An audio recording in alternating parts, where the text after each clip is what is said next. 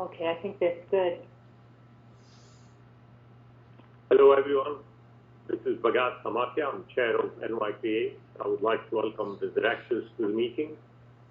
Due to public health concerns, this meeting is being held via teleconferencing as authorized by the executive order of the government. The webcast is available for members of the public to listen to the meeting. We welcome those who are listening to the meeting via webcast. I would like to request everyone to mute their phones when they're not speaking to minimize the background noise. Also, please identify yourself when speaking and making a motion. For voting, we will call out each director's name for their vote so we can accurately record the vote. I'll now do a roll call of participants in today's meeting, and I'll begin with the directors who are participating in the meeting. Michael Abbott. Present.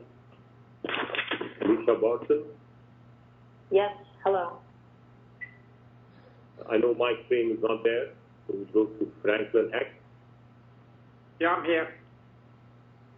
Manglin Chow. Here. Brad Johnson. Present.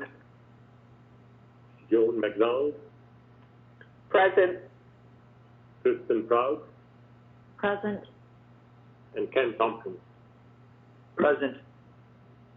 Okay, I'd now like to do a roll call of our member designees. Kevin Eunice, who's the Chief Operating Officer of Empire State Development, is the designee of the Chief Executive Officer of Empire State Development. And Bud Lawson, Senior Vice Chancellor and Provost of the State University of New York, who's the designee of the Chancellor of the State University of New York. Yes, present. I would now do a roll call of the officers who are participating in the meeting. Dr. Douglas Gross. Here. Patricia Arcero-Craig. I'm here. Paul Kelly. Present. Huss Bateman. Present. Timothy Taylor. Present. And Pat Butler. Present. Thank you. So I will now ask the directors if anyone has any potential conflict of interest with respect to the items on today's agenda. If so, please make an appropriate disclosure on the record now and recuse yourself from any discussion or vote with regard to this item.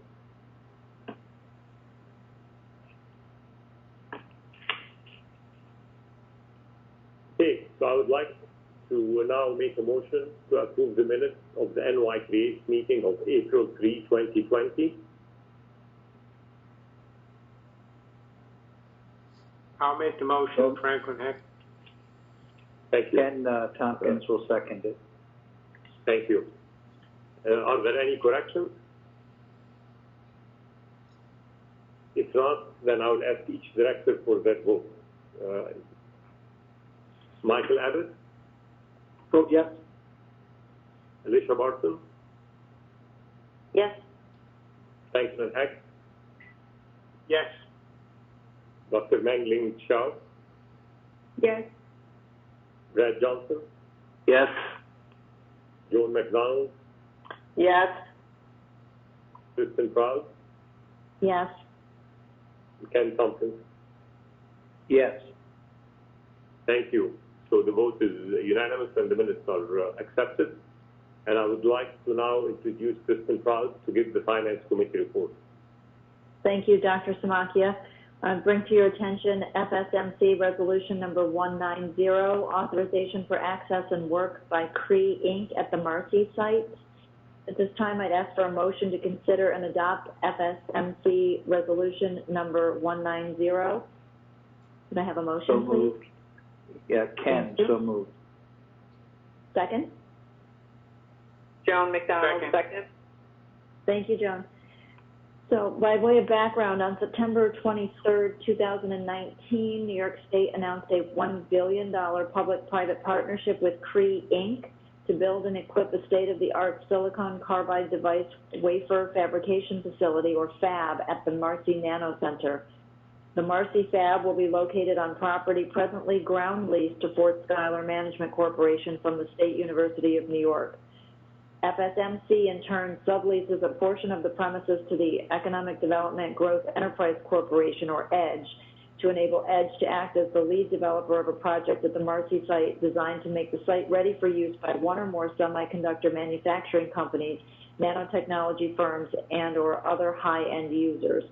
This is known as the Marcy Nano Center project.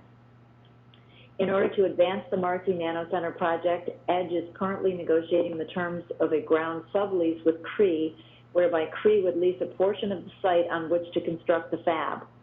In addition, there are other associated agreements necessary to advance the project, which are also currently being negotiated between and among several parties with respect to the Cree project.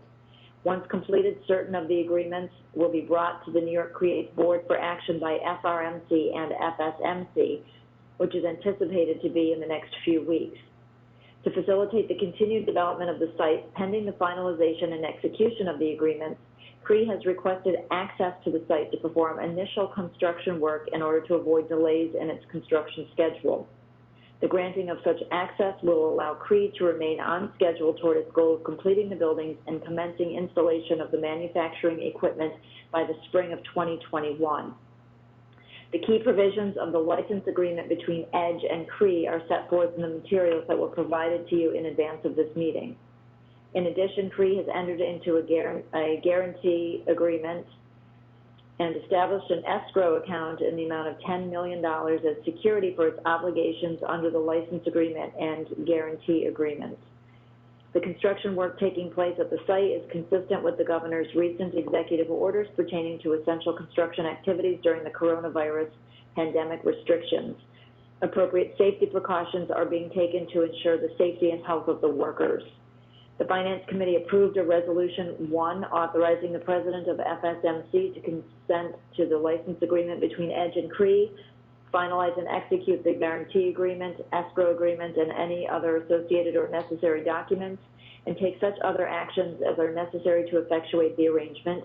And 2, recommending that the Board approve and ratify these same actions.